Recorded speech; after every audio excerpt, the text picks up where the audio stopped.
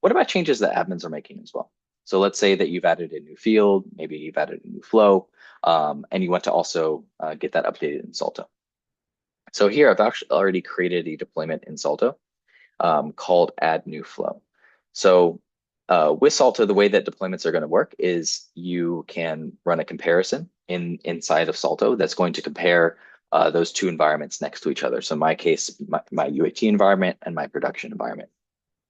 It's going to show all of the changes that we see in those environments and allow you to select from those changes which one of those that you want to push up.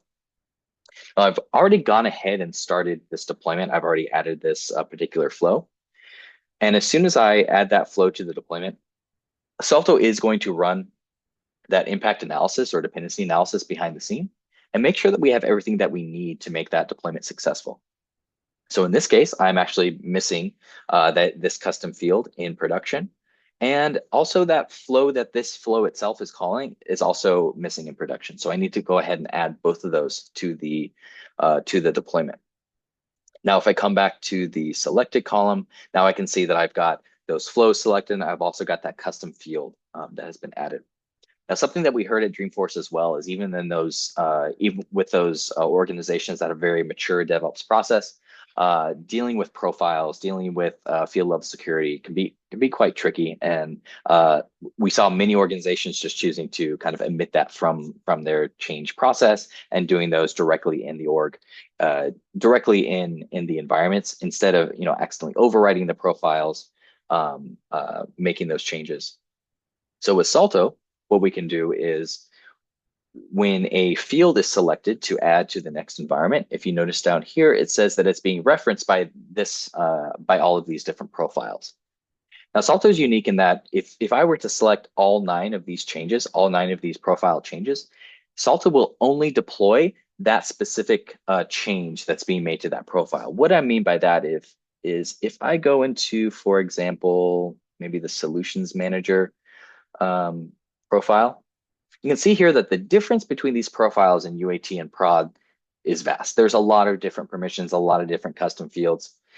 So instead of just overwriting it, Salto is just going to select that one change that's going to add that field level security for this specific field, and I can go ahead and deploy just that change.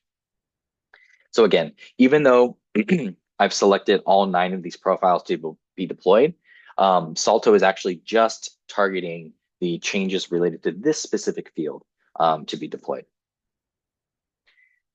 And with Salto, it's as easy as moving forward with the deployment process. I've got this is asking me because it's in the middle of synchronizing those environments because I just deployed. Actually, I can just go ahead and run this. And I could go ahead and move forward with the deployment process and deploy from here. So let me go ahead and click on preview deployment. This step is going to run what we call like Salto side validation, which is going to just make sure that we've got everything that we need in order to deploy those changes up into the next environment.